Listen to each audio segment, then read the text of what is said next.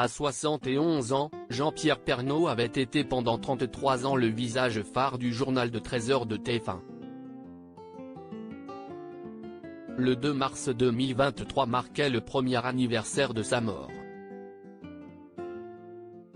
En l'honneur de sa mémoire, l'office de tourisme de la ville d'Amiens, dont il était originaire, a été renommé en son nom ce samedi 18 mars.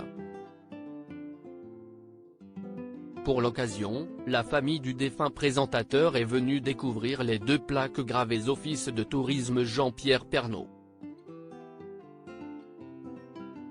Sur les clichés publiés sur Instagram par Paul-Éric Decles, le président de l'établissement, Nathalie Marquet, la veuve du journaliste, et leurs 2 enfants Lou et Tom, ont pris la pose aux côtés de Dominique Bonnet, première épouse de Jean-Pierre Pernaut, et des aînés de la famille, Julia et Olivier Pernaut. Une image d'autant plus rare que la dernière apparition publique de Dominique Bonnet et de sa fille remonte aux obsèques du présentateur en mars dernier. En effet, avant de s'unir à Nathalie Marquet en 2007, Jean-Pierre Pernaut a partagé la vie de Dominique Bonnet, qu'il a rencontré dans les années 1980.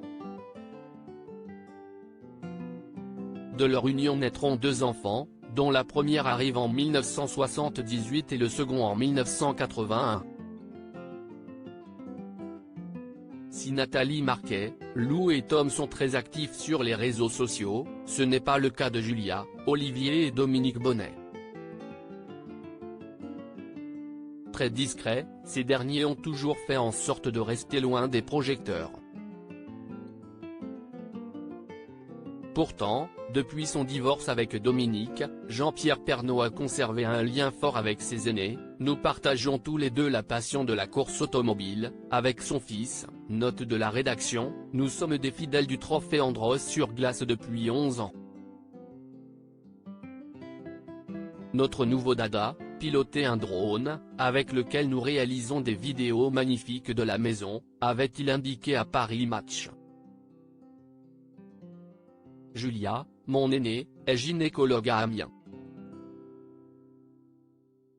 Elle a 2 filles, Iris et Eléa.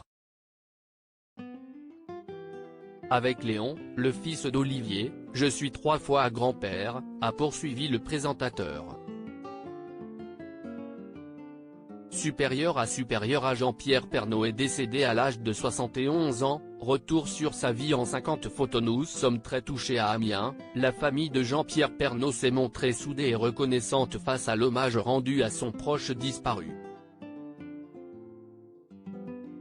D'après les informations de nos confrères de France Bleu Picardie, près d'une 50aine de personnes sont venues témoigner de leur respect au journaliste amoureux de sa ville de naissance.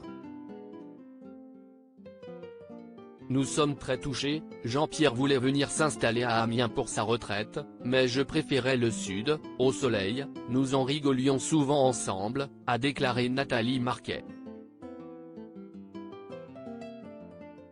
Notre père nous parlait souvent d'Amiens, et quand on venait pour voir la famille, il nous montrait de très beaux endroits dans la ville, a renchéri Lou, sa fille, aujourd'hui âgée de 20 ans. Tom, quant à lui, s'est montré attendri face à l'élan de sympathie des habitants de la ville. Si est-il émouvant de voir tous ces Amiénois, mon père avait l'air si proche de tous ces gens. Je suis ému d'être là aujourd'hui. Désormais, les visiteurs de la région des Hauts-de-France pourront faire un arrêt à l'office de tourisme Jean-Pierre Pernaut. Article écrit en collaboration avec 6 médias. Crédit photo, Dominique Jacovide.